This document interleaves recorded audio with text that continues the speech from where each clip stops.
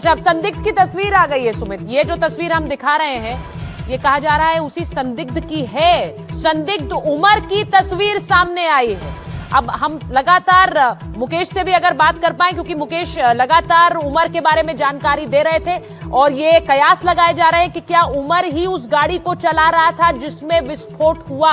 ये उसी संदिग्ध उमर की तस्वीर बताई जा रही है और मुकेश से ही जानकारी लेते हैं। मुकेश, आप बता रहे थे कि जो संदिग्ध गाड़ी चला रहा था वो संभवतः उमर हो सकता है, उसकी अब तस्वीर भी सामने आ गई, जरा जानकारी दीजिए।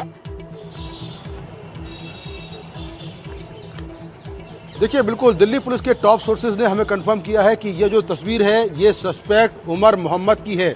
उमर मोहम्मद वही शख्स है जिसका पूरा मॉड्यूल कल फरीदाबाद में पकड़ा गया था। उसके साथ ही आदिल और मुजम्मिल को गिरफ्तार किया गया था। कुल 7 लोग गिरफ्तार हुए थे, जिसमें एक लेडी डॉक्टर भी शामिल थी। तो उसके बाद जो लाल किले के बाहर धमाका हुआ, उसका जो मेन सस्पेक्ट है वो उमर मोहम्मद है, क्योंकि जो जिस गाड़ी का इस्तेमाल हुआ वो गाड़ी उमर मोहम्मद को पुलवामा में दी गई थी और वही गाड़ी लेकर वो वहाँ से आया था। तो ये बड़ी जानकारी निकलकर सामने आ रही है।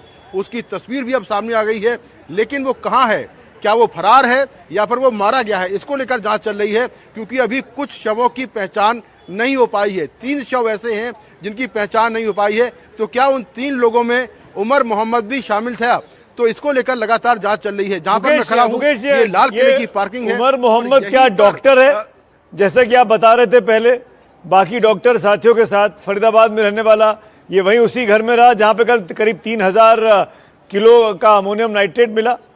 ये वहीं उसी का घर है क्या ये?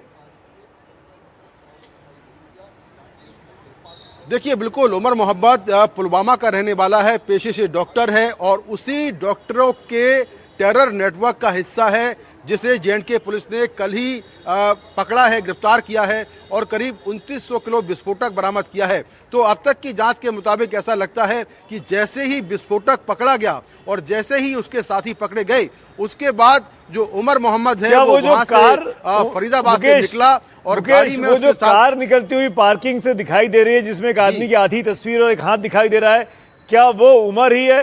क्या इस बारे में कोई जानकारी?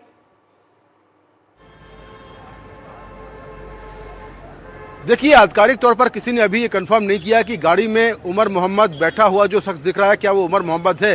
हालांकि ये जानकारी जांच में निकलकर सामने आ रही है टॉप सोर्सेज के हिसाब से कि उमर मोहम्मद हो सकता है गाड़ी को चला रहा हो, क्योंकि गाड़ी जहां पर मैं खड़ा हूं ये पार्किंग है लाल किले की, यहां 3 घंटे तक वो गाड़ी खड़ी रही और 1 सेकेंड के लिए भी 3 घंटे के अंदर जो कार चालक था वो कार से बाहर नहीं निकला। ऐसा लगता है कि वो किसी से लगातार संपर्क में था और उसके आदेश का इंतजार कर रहा था। उसको ये भी लग रहा होगा कि अगर गाड़ी के बाहर निकलेंगे तो तमाम जो सीसीटीवी कैमरों के फुटेज हैं उसमें उसका चेहरा आ सकता है। 3 घंटे तक गाड़ी यहाँ पर खड़ी रही। 3:18 पर दोपहर में गाड़ी यहाँ पर पहुंची और शाम को 6:28 पर गाड़ी यहाँ से निकली और 3 घंटे के अंदर 1 सेकेंड के लिए भी कार चालक यहाँ से नहीं निकला। तो शुरुआती जांच में ऐसा लगता है कि शायद उमर मोहम्मद गाड़ी चला रहा था और यहाँ से निकलने के बाद उसने खुद को उड़ाया है, यानी कि फिदाइन हमला किया है। मुकेश, क्या मैं इसको ऐसे समझूं आधिकारिक तौर पर कि ये जो लड़का था, जो कार चालक था, जो लगातार 3 घंटे कार के अंदर बैठा रहा, क्या ये किसी और से बात कर रहा था?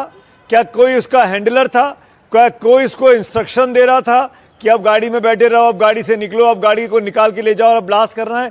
क्या ये वो 26/11 जैसी चीजें लिंक हो रही हैं कि पाकिस्तान से बैठ के इंस्ट्रक्शन मिल रहे थे? देखिए, बिल्कुल संभावना इसलिए है क्योंकि कल जो है जम्मू कश्मीर पुलिस ने अपना बयान जारी किया था और बयान जारी करने के बाद कहा था कि ये जो पूरा मॉड्यूल है इसमें जो पूरे लोग जुड़े हुए हैं वो पाकिस्तान में बैठे हैंडलरों से अलग अलग सोशल मीडिया ऐप से लगातार बात कर रहे हैं। तो इस बात की पॉसिबिलिटी है कि जो इस गाड़ी में सवार शख्स हो वो पाकिस्तान में हैंडलर से बात कर रहा हो, उनके आदेश का इंतजार कर रहा हो कि कब ब्लास्ट करना है, कहां ब्लास्ट करना है, और जैसे ही उसको बताया गया उसके बाद उसने जाकर धमाका कर दिया। तो इस बात की पूरी संभावना है। हालांकि हमारी जो एजेंसियां हैं, चाहे वो दिल्ली पुलिस हो, जे.एंड.के पुलिस हो, वो लगातार जांच कर रही हैं कि आखिर क्या कुछ उस वक्त हुआ होगा, गाड़ी के अंदर क्या उमर मोहम्मद ही था, इसको लेकर भी जांच चल रही है। क्योंकि उमर मोहम्मद कल से ही लगातार मिसिंग है। उसका नाम कल की जो जे.एंड.के पुलिस का प्रेस स्टेटमेंट था उसमें जो कुछ जानकारियां थी उसमें उसका भी नाम सामने आया था और उसके बाद से मिसिंग चल रहा था। पेशे से डॉक्टर है, तो शुरुआती जांच में ऐसा लगता है कि उमर मोहम्मद I-20 गाड़ी लेकर फरीदाबाद से चला और जैसे ही उसके नेटवर्क के लोग पकड़े गए, जैसे ही विस्फोटक पकड़ा गया, शायद वो पैनिक कर गया कि इतना बड़ा जो उसका प्लान था वो फेल हो गया है। तो जल्दबाजी में उसने गाड़ी में विस्फोटक रखा, एक आईडी तैयार किया और तैयार करने के बाद उसने यहाँ पर आकर एक धमाका कर दिया। इस बात मुकेश, दिल्ली पुलिस की तरफ से कोई प्रेस कॉन्फ्रेंस का कोई जानकारी देने की बात कि आज दिन में कुछ बताएंगे और डिटेल्स सामने आएंगे? तमाम छोटी छोटी जानकारियां यहाँ वहां से निकल कर आ रही हैं, इनकी कड़ियां बनाकर कोई बड़ी प्रेस कॉन्फ्रेंस हो सकती है क्या आज?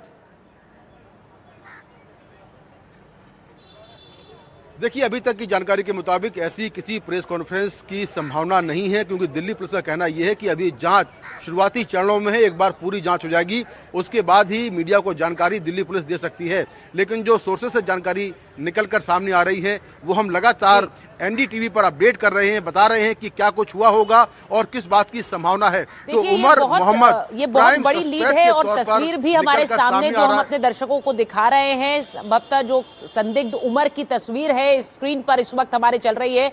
और मुकेश, सारा अपडेट जो इन्वेस्टिगेशन का सामने आ रहा है वो आपके सामने रख रहे हैं। स्पॉट पर सबसे पहले पहुंचने वालों में से एक थे और उन्होंने वहां से जानकारी दी। विकास हमारे साथ जुड़ रहे हैं। विकास, आप थोड़ी देर पहले आपके पास आ रहे थे, आप मूवमेंट कर रहे थे, आप एक जगह से दूसरी जगह जा रहे थे, वहां पर बहुत सी कड़ियां हैं जो अभी जुड़ना बाकी हैं। जरा बताइए इन्वेस्टिगेशन किस दिशा में जा रही है, क्या कुछ इनपुट आपको वहां से मिल रहा है?